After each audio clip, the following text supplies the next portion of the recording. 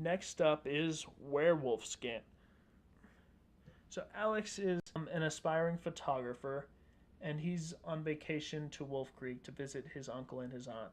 Next door is a really creepy house that his aunt and uncle say belongs to these people called the Marlings. And so they say the Marlings are really mean, stingy people. So he meets up with this girl, and her name is Hannah. So he meets Hannah, and he says, oh, maybe this place isn't so bad. So he also meets these two kids. Their names are Arjun and Sean. And they constantly, throughout the book, seem to be kind of out of it. They always look tired. They're always red-eyed. And so pretty immediately in the book, Alex sees two werewolves, and he wants to get a picture of them. And so he gets caught over by the Marlings, and his aunt and his uncle say, no, don't do that again. So he sneaks out into the woods late one night, and he sees the werewolves, and they start to pull their skin off. And in this version of werewolves, the werewolf skin is what makes somebody a werewolf, not necessarily the full moon. But when the full moon comes up, the werewolves put on their skins, and then they become werewolves. When the sun rises, they take their skins off, and then they have to hide their skins, because if their skins are taken and destroyed, then they'll die. So Alex sees these werewolves peel their skin off, and he sees that it's actually his aunt and his uncle. So he thinks, I really have to free them from this curse. So he sees them peeling their skin off in the Marlings' house. And it turns out that there are no Marlings, that the aunt and the uncle just use that as their hiding place for their skins. So Alex wants to free his aunt and uncle, and so he gets the help of Hannah, and he says, let's take their skins and let's not allow them to put them on tonight. They take the skins and they run off with them. And then this part gets a little intense. Aunt Martha and Uncle Colin start chasing them down the road and demanding that Alex give their skins back. And it's a little intense. So then they stop, and then they say, oh my gosh, we're free. We're free. Alex has broken the curse by taking their skins and not letting them have them that night. So they go back to their house, and Alex says, we should throw the skins back in the abandoned Marling's house. Hannah doesn't want to go inside, but Alexander goes in, and he's all alone. He drops the skins down and notices that there's another skin there. And then Alex says, wait, what's going on? There's another skin here that's not supposed to be here.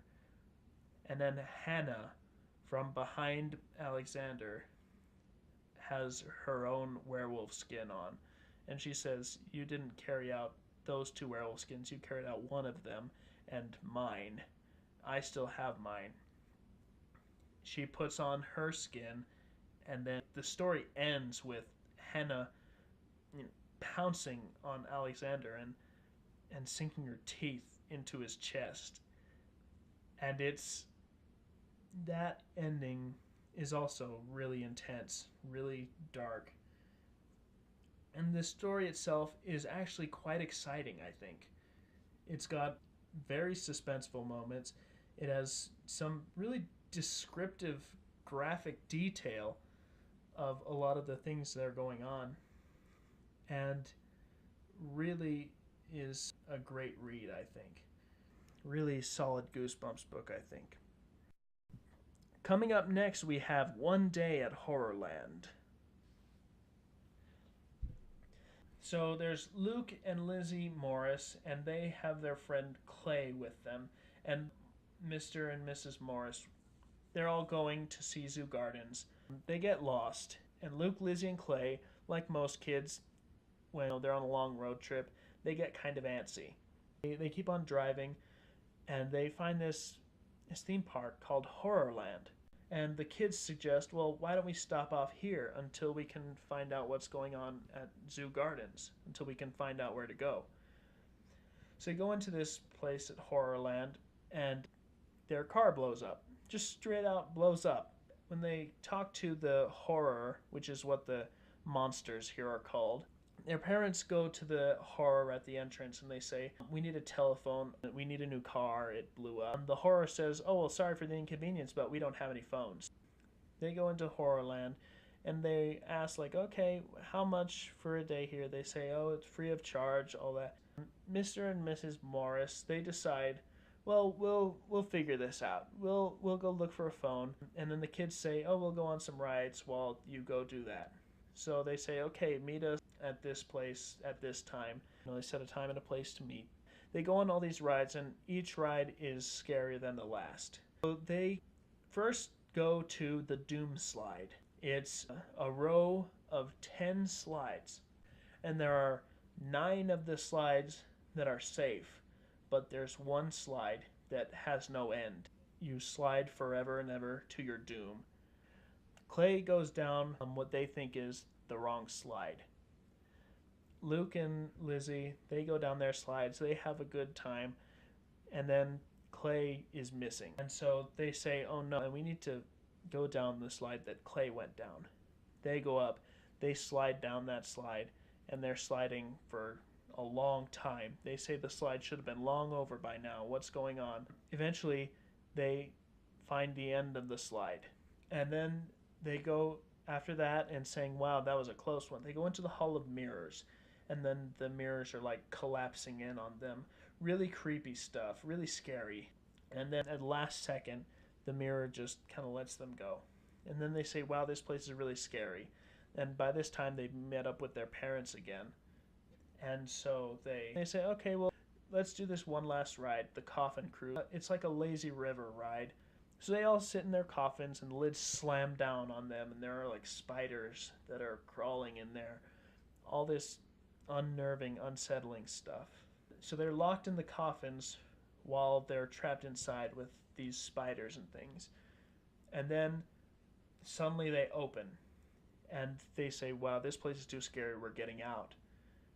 And they try to escape, but they find a sign that says there's no exit.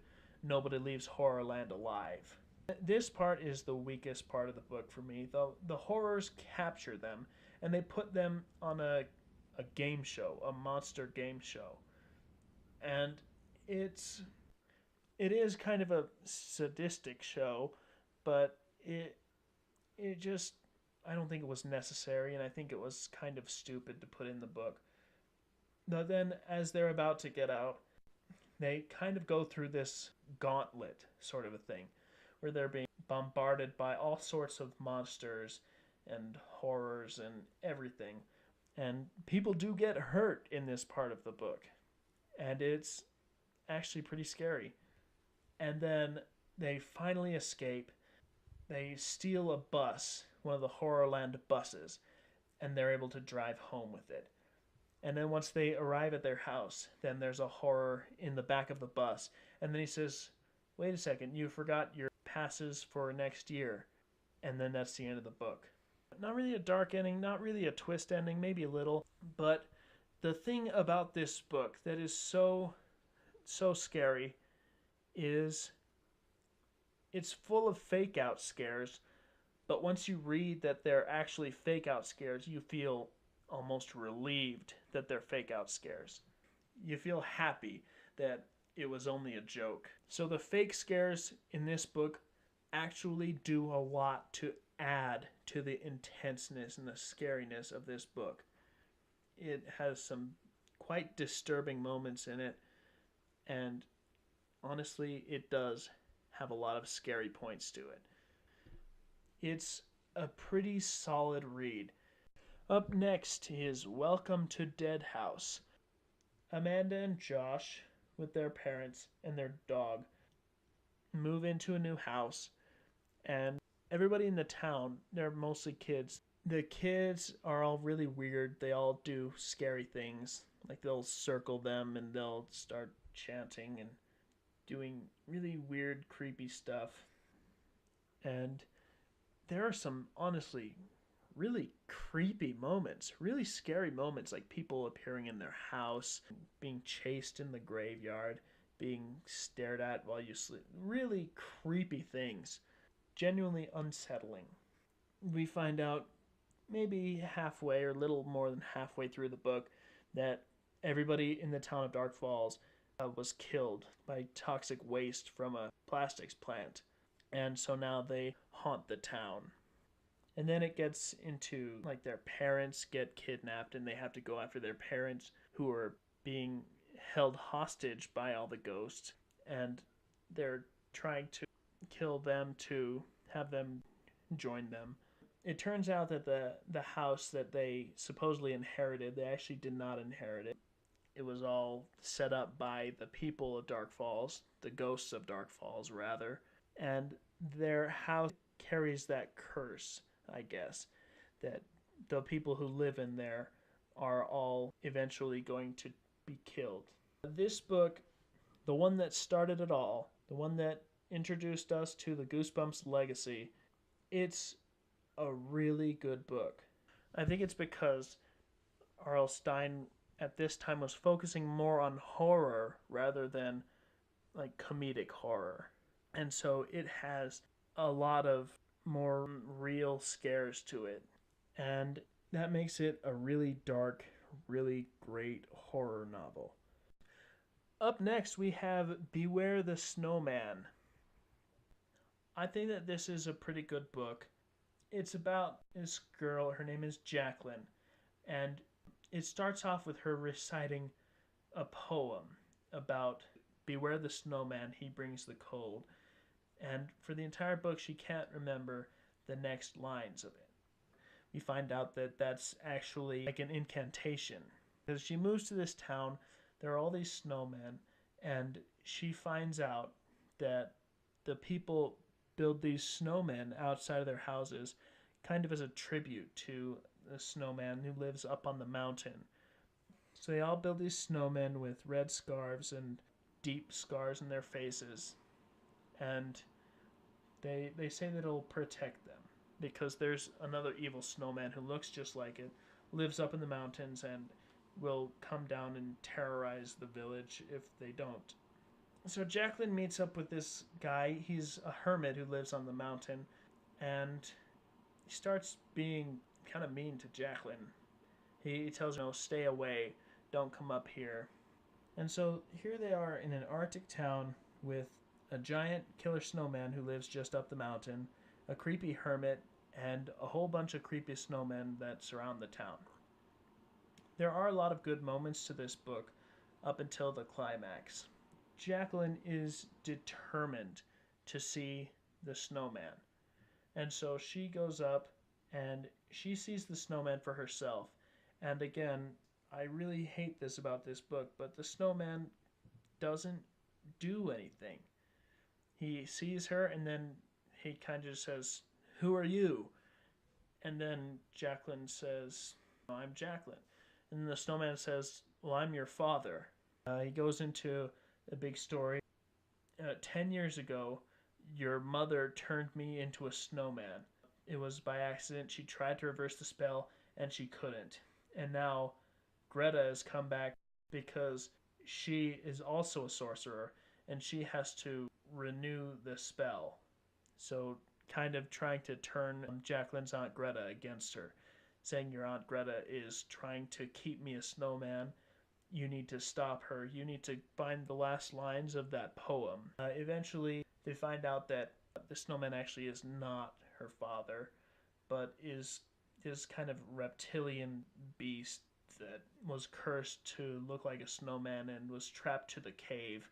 And the incantation, Beware the Snowman, actually frees him. And so once he's freed, he plans to go outside of the cave and to terrorize the town. And then the hermit comes up. The hermit actually is Jacqueline's father, and he is also a sorcerer. But then in the nick of time, all of the snowmen from town, all of the ones that the people made to look like this snowman, They come alive, they rush up, and they corner this big reptilian monster.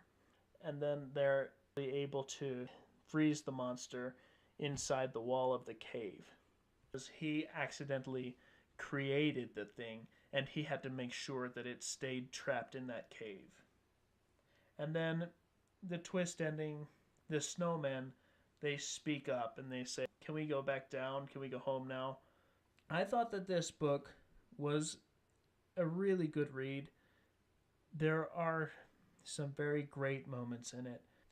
A lot of creepy moments, a lot of intense moments. The last third or so of the book falls apart a little bit, but I still found it quite a good read despite that. Next here we have Revenge of the Lawn Gnomes. Basically, this book is about Mr. Burton, who is really obsessed with these lawn ornaments. These flamingos, these skunks, deer, everything. Everything is all strewn about his yard. And so it starts off when Joe, the protagonist, is playing ping pong with his sister Mindy, and they are looking for their dog, and they see him in the next door neighbor's garden. Their neighbors are the McCalls, and every year Mr. McCall and Joe's dad duke it out in the garden show, trying to see who will win the first prize or the blue ribbon. Their dad comes up to them saying that he found a fruit fly on their big tomatoes. They spray it, and Joe's dad, being obsessed with the lawn ornaments, he says, "Hey, this calls for a celebration. Why don't we go get some more lawn ornaments?" They go over to this shop called Lawn Lovely, and Joe's dad sees two lawn gnomes. He loves them, so he takes them home. And pretty immediately, mischief starts to happen in the gardens. Mr. McCall's melons get crushed and eaten away. They get drawn on. Joe's tomatoes get crushed, and there are acts of vandalism. And so it's fairly obvious that it's the lawn gnomes who are terrorizing the yard. They come to the climax of the book, and the lawn gnomes start attacking the protagonists, and then they drag Mindy out into the street. They finally stop and they say, "We need your help. We need you to free us. We need you to come back to the Lawn Lovely where a lot of our friends are, where 6 of our friends are, and we need you to free them too." They go over to the Lawn Lovely, and there are about 600, not just 6.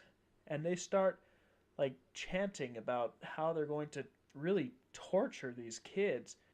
So Joe thinks maybe Buster the dog can help. So he pulls out his whistle. The lawn gnomes, they freak out. And he blows it, and that's what freezes them. And then after the lawn gnomes are frozen, then they get up, they go home. And the next morning, noticing that the lawn gnomes are missing, Joe's dad is devastated, and he goes out and he buys a big gorilla for the lawn. And then the gorilla winks back at Joe. Very simple, very concise story.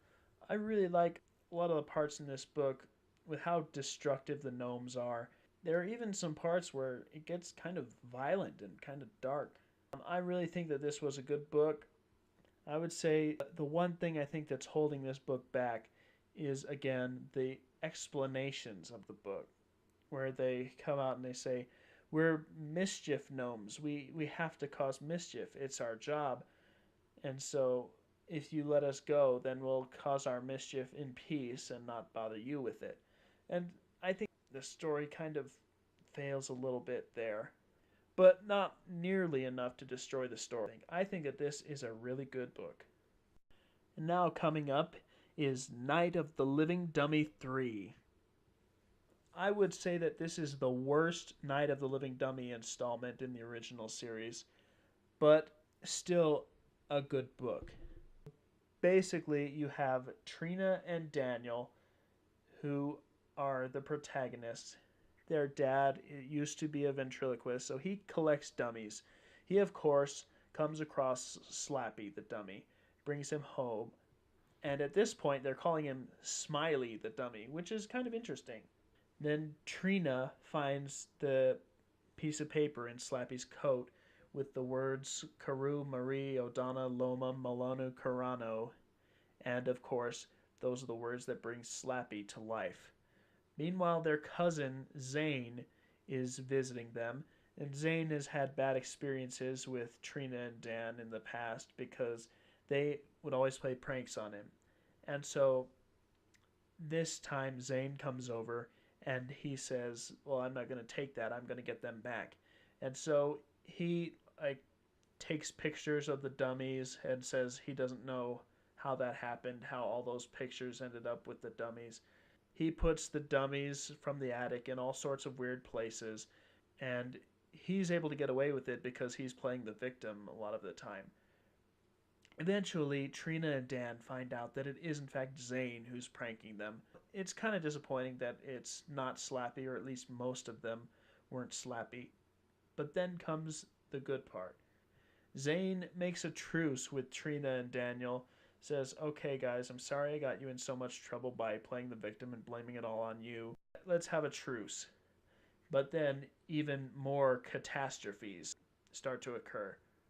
And each time that there's one of these catastrophes, then there's Rocky, one of the dummies. And so, of course, they suspect that it's still Zane who's kind of breaking the truce. Zane says, "Oh no, it's not me. I didn't do that." And then they hide up in their attic to see who's messing with the dummies. And then they see that it's Slappy the dummy who is trying to take the dummies and put them in weird places. All sorts of mayhem ensues with Slappy. Dan and Trina think that if the words brought him to life, maybe they'll put him back to sleep. And so they go up, they read the words, but Slappy is unaffected by it, and all of the other dummies that their dad had in that attic, they come to life. They surround Slappy, and then talks about what they were doing to Slappy. They were pulling him and tugging him, and after that, the dummies all collapse, just as Zane walks in. Zane says, "Oh, I knew it was you guys. You guys were the ones messing with the dummies. You were trying to get me back because I was messing with the dummies." And so they get blamed for it. And then the next day, it's time for Zane to go home. And he says, "I don't know that I want to do photography anymore." So their dad says, "Oh, sure. Hey, why don't you give him one of our dummies, Trina?" And Trina runs up and grabs Slappy, gives it to Zane, and Zane drives away with Slappy. And as the dummy looks out the window, he winks at her. This book is very unnerving. A lot of the things described in it really are extremely creepy. It is a little bit slow, but it was a good kind of slow. It was like building atmosphere. And this book is a very solid book and a very solid Goosebumps book.